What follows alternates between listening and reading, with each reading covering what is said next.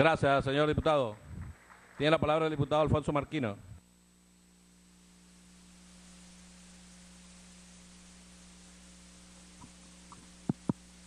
Gracias, señor presidente, colegas parlamentarios.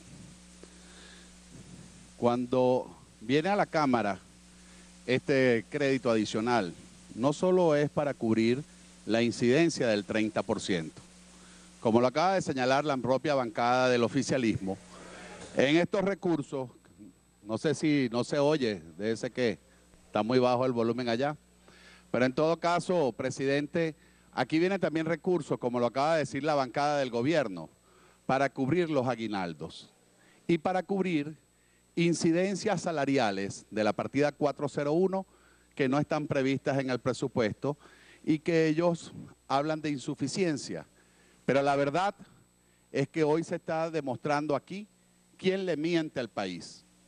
A finales del año pasado dijimos que se había traído un presupuesto deficitario, que se estaba jugando con lo más sagrado de los trabajadores, sus salarios, sus aguinaldos y sus beneficios de ley, que no podíamos aprobar ese presupuesto en esas condiciones porque violaba francamente la Constitución que prohíbe la aprobación de presupuestos deficitarios.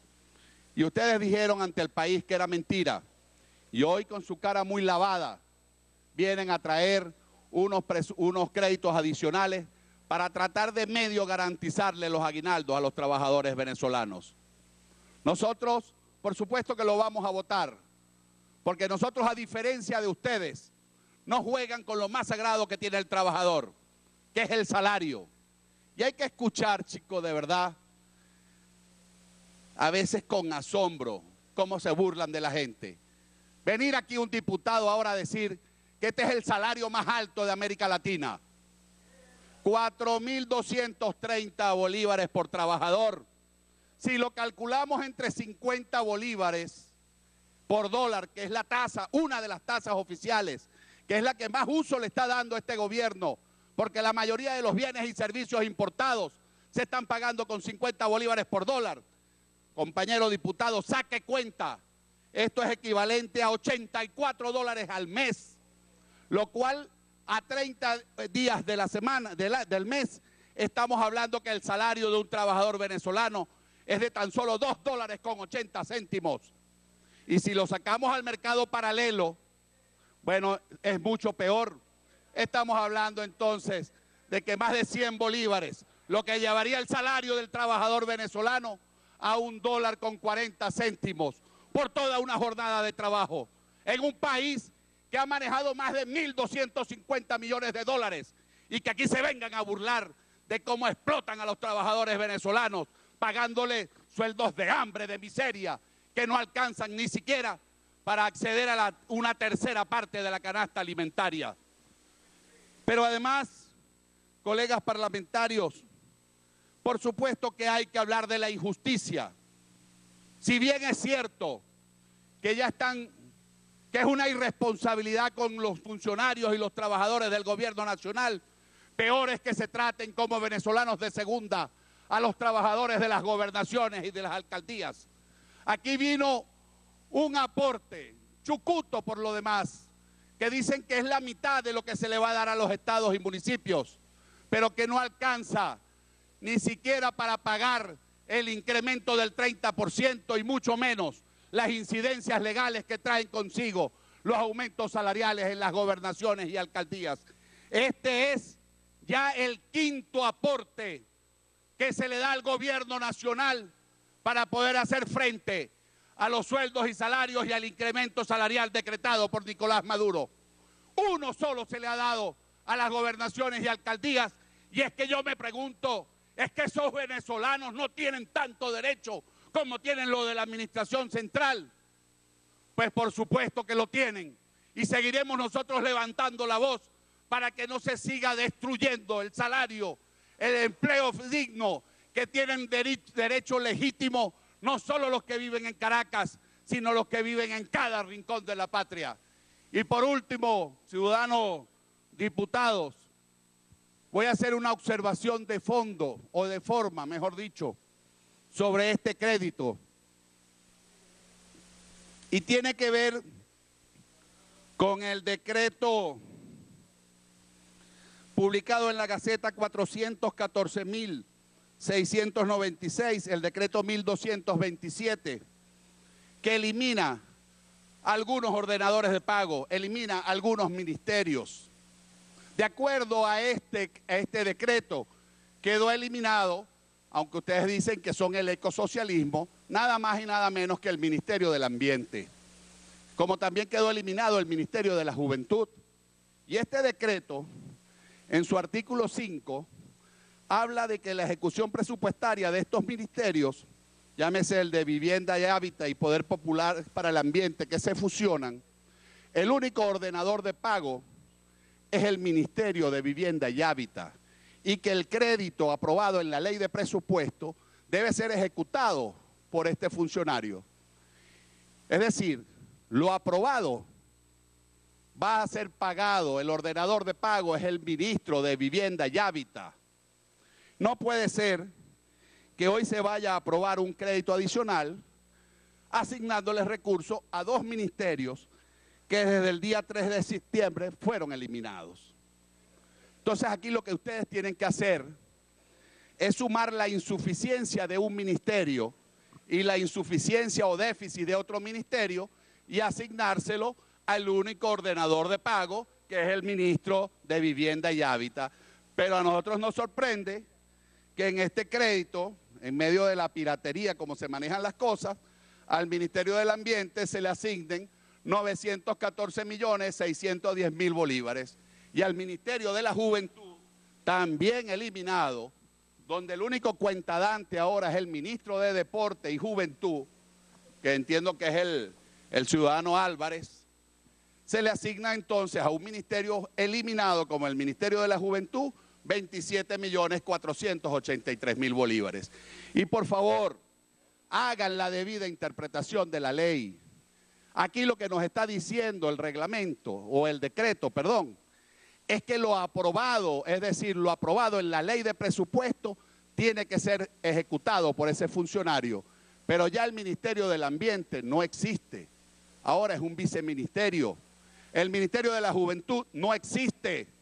Ahora forma parte como un viceministerio del Ministerio de Deporte y Juventud. Por lo tanto, los recursos para cubrir el déficit de los presupuestos aprobados en la ley del 2014 tienen que ser asignados a los organismos creados a partir del 3 de septiembre. Es todo, señor presidente, colegas parlamentarios.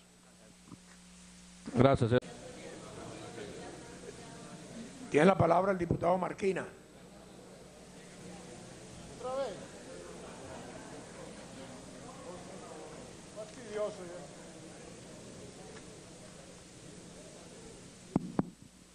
Muchas gracias, señor presidente, colegas parlamentarios. Escuchamos de verdad los discursos que tratan de justificar no solo la creación del territorio federal o del territorio insular Francisco de Miranda, como la necesidad de garantizar el desarrollo integral de su población, desarrollo en lo social, en lo económico, en lo ambiental. Escuchábamos una clase casi que magistral en lo teórico, pero que no se corresponde con la práctica. Porque la verdad hay que decírselo a los venezolanos. Si estamos hablando del desarrollo integral de los habitantes de Los Roques, uno aspiraría que la inversión que se haga en esa región sea en materia de saneamiento ambiental para garantizar el equilibrio ecológico. Nosotros estaríamos apostando a que aquí se trajeran inversión para mejorar los servicios públicos. En definitiva, para mejorar la calidad de vida de los habitantes de esa hermosa región venezolana. ¿No? Hoy hay que decírselo con claridad.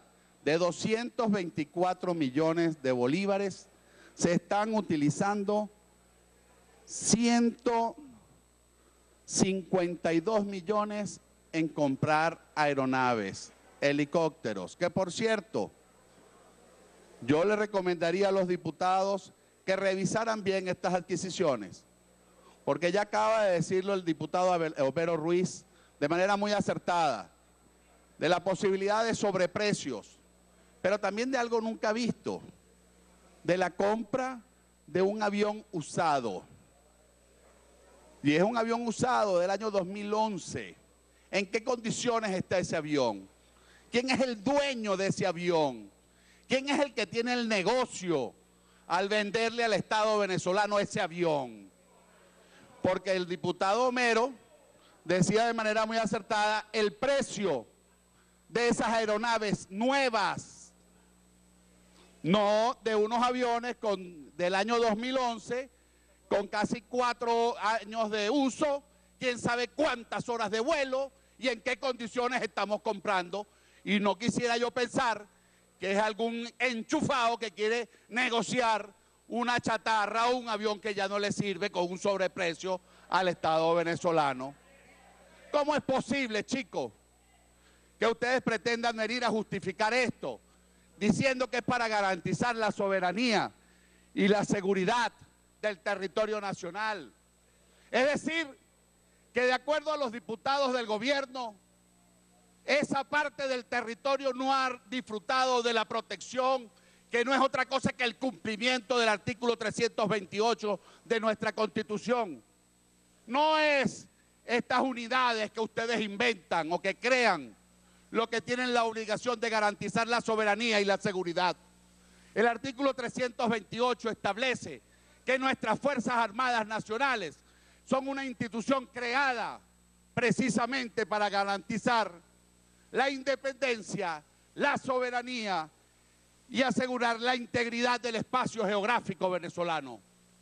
Entonces no me vengan a justificar que los recursos que deberían ir a Los Roques para mejorar la calidad de vida de los habitantes de esa hermosa población, que deberían ser utilizados para garantizar la conservación del medio ambiente, que debería ser utilizado en mejorar los servicios, en la atención a los pobladores de esa región, pero también a los visitantes de esa región, se tienen que utilizar en comprar 2 helicópteros y una avioneta vieja, que quién sabe quién es el que está haciendo el negocio. Por supuesto que nosotros no le compramos a ustedes esa argumentación, y más bien le proponemos al país y le proponemos a la Comisión de Contraloría que investigue y le diga a esta Asamblea Nacional quién es el que está vendiendo la avioneta vieja de más de 3 años de uso que pretenden comprar ahora ustedes a través de este crédito adicional. Venir a decirle hoy al pueblo de Venezuela o a Los Roques que porque los enchufados de este territorio federal disfrutan ahora de 2 helicópteros Hello Clase Bell modelo 429, o que disfrutan ahora de una avioneta King Air B200 año 2011, se está mejorando la calidad de vida de los habitantes de eso. No, señores, díganle la verdad y ya veremos más adelante, Dios nos lo permita, a más de uno cogiendo colitas en estos aviones comprados con el erario público para ir a hacer turismo socialista, como el que han venido haciendo muchos de ustedes, que utilizan la flota de PDVSA y las flotas de las Fuerzas Armadas hasta para hacer campañas electorales. Por eso nos oponemos a esta irresponsabilidad y nos solidarizamos con el pueblo de Los Roques, que merece que el gobierno nacional invierta, pero para mejorar la calidad de vida de los que hoy allí habitan. Es todo, señor presidente, colegas diputados.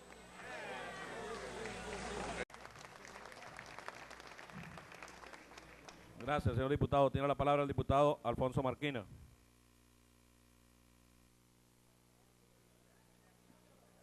Gracias, señor presidente. He escuchado con detenimiento las intervenciones que hablan del cumplimiento de la Constitución, de la ley del Tribunal Supremo de Justicia y, por supuesto, del reglamento interior y debate de esta Asamblea Nacional que tiene rango de ley orgánica. Lo primero que debo dejar constancia ante el país y solicitar formalmente ante la Secretaría de Cámara que se nos entreguen las cintas magnetofónicas de las últimas 3 sesiones para demostrar que hoy, como lo dijo el presidente del comité, es que se está entregando este informe. Este informe, a diferencia del informe del comité electoral, no había entrado por cuenta, por lo tanto, no se había distribuido ni publicado en las páginas y se está violando el derecho de todos los diputados a tener la debida información de quiénes son los miembros de la misma. En segundo lugar, y eso es un derecho constitucional, que se me entregue la información requerida para que nosotros podamos no solo ejercer acciones, sino también mostrarle al país cómo se atropella el reglamento interior y la Constitución aquí.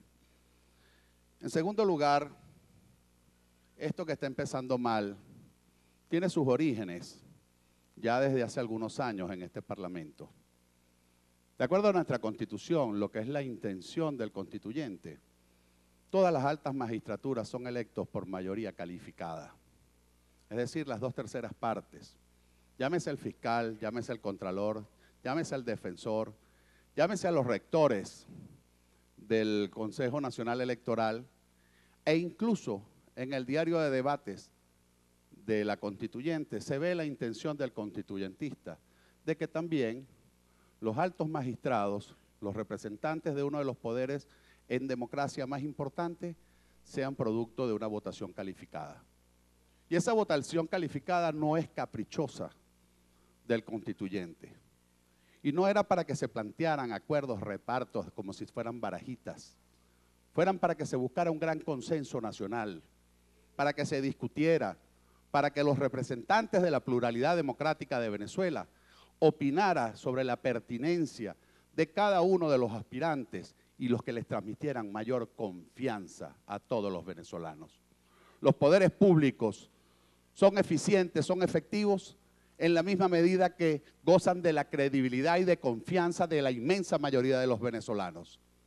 Hoy vemos un tribunal que actúa con parcialidad, no imparte justicia, que incluso denega justicia cuando sobre temas de importancia no decide. Incluso un tribunal que ha llegado a gritar consignas políticas, y eso ya vicia cualquier decisión, por lo menos en la credibilidad del pueblo de Venezuela. Hoy nosotros requerimos la necesidad de devolverle la institucionalidad democrática a todos estos poderes. Y miren, la intención velada del gobierno, de ustedes, ha sido siempre el mantener un poder judicial de rodillas al poder ejecutivo, subordinado, que ejecute las órdenes del poder ejecutivo para tratar de seguir imponiendo un proyecto político. Eso que conocido en el mundo como la judicialización de la política o la politización de la justicia, es una práctica permanente en Venezuela. Y la mejor forma de demostrarlo son vicios como este. La Asamblea Nacional del periodo 2000-2005, recogiendo la intención del constituyente, y muy a pesar de que la Constitución Nacional de manera expresa no tenía prevista la votación calificada de los magistrados por omisión, a mi juicio, porque en el diario de debates se hablaba de la necesidad de los consensos nacionales para escoger ese poder público, pero no quedó expresada. Sin embargo, la Asamblea del año 2000-2005 aprobó una ley orgánica del Tribunal Supremo de Justicia que establecía como requisito para la designación de los magistrados la votación calificada. Lamentablemente la degeneración, la ilegitimidad en el ejercicio de este gobierno en el periodo pasado modificó la ley orgánica del tribunal y ha cometido algunos excesos que contravienen la intención del constituyente y hay que denunciarlo públicamente. En primer lugar, cuando se habla de los requisitos para ser magistrados, el constituyente habla de juristas, no habla de abogado, porque jurista requiere una serie de condiciones adicionales, como la presentación de trabajos, publicaciones, experiencia.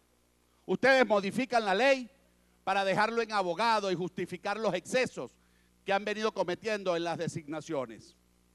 Se habla de que la otra opción para ser magistrado es ser profesor titular. Ser profesor titular, de acuerdo a la Ley Orgánica de Educación, requiere por lo menos la presentación de trabajos de grado, años de ejercicio y ustedes lo cambiaron, queriendo hacer ver que titular es el que tiene la titularidad de un cargo. Así tenga un año ejerciendo la docencia en Venezuela. Eso contraviene también la intención del constituyente. Y la más grave de todas las aberraciones jurídicas que ustedes han cometido es que no puede haber un magistrado con militancia política. Y ustedes, para contravenir y burlar la Constitución y la intención del constituyente, modificaron la ley y dijeron que tenían que renunciar a la militancia el día antes de tomar posesión en el ejercicio del cargo. Por cierto, para justificar la designación, y en eso le voy a aclarar al colega parlamentario, de designaciones de activistas políticos como Franklin Arrietty, que fue recomendado en su momento por el ministro del Interior de la época, pero también para justificar la designación de Aponte Aponte, funcionario reconocido de este gobierno, militante de su partido político y que ahora pretenden desconocer como que si los venezolanos no tuviéramos memoria. O de Luis Velázquez Alvaray, que hasta el día de su juramentación ejercía aquí como representante de la fracción del PSUV y luego fue nombrado como magistrado, igual que el magistrado Mendoza, el magistrado Arrietty, es que se llamaba el otro, el que está en la sala social. En la sala social también hay uno, que hasta ese momento era aquí. Diputados, entonces no vengan a decirle al país que ustedes actúan con apego a la Constitución, porque ustedes violentan la Constitución para seguir poniendo de rodillas a los poderes públicos y seguir judicializando la política en Venezuela. Nosotros le hemos venido diciendo que los acuerdos son lo que establecen la Constitución, no el reparto que ustedes pretenden hacer. Y por eso venían aquí, que si 7-3, que si 6-4. No, señor, aquí si se van a nombrar 6 representantes, tienen que ser 6 venezolanos que vengan a actuar con autonomía, con independencia, para que puedan emitir un criterio que favorezca al pueblo de Venezuela y el cumplimiento de la Constitución. Hoy no he podido investigar a todos los que ustedes están postulando, pero es bueno que los venezolanos sepan que qué independencia puede tener un representante de la sociedad civil que en primer lugar es militante comprobado, dirigente del partido de gobierno. ¿Qué independencia puede tener un representante de la sociedad civil que es empleado, subordinado hasta de la propia Asamblea Nacional? ¿Cómo puede tener un criterio contrario al que le impongan sus patronos, so pena de destitución o de separación del cargo? No se trata de descalificar a alguien porque tenga una relación laboral con algún funcionario, con algún instituto público, no. Se trata que esa relación de dependencia cuestiona seriamente la independencia con que tiene que actuar en el comité que va a designar a los magistrados de la República. Y aquí tenemos algunos ejemplos de los que pude tomar nota. Luis Rafael Díaz Vázquez, abogado, funcionario del Ministerio del Poder Popular para el Servicio Penitenciario. Seguramente ese señor va a actuar con independencia y autonomía, so pena de que sea destituido del cargo que hoy ejerce en el Ministerio de Régimen Penitenciario. Seguramente traen aquí al señor Luis Alberto García Flores, al cual no le cuestiono sus condiciones personales, profesionales, pero que lo sepa el país, es empleado de esta Asamblea Nacional. ¿Será ese señor capaz de votar contrario a la línea política que le venga aquí a imponer el partido de gobierno? Pues yo lo dudo, yo lo dudo.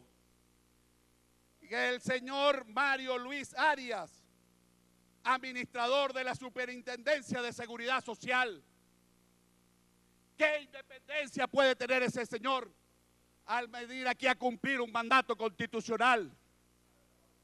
La señora a la cual respeto y valoro en lo personal, que es la señora Celeste Josefina Liendo, funcionaria de esta Asamblea Nacional y secretaria en la Comisión de Política Interior, la cual dirige quien es el presidente de este comité.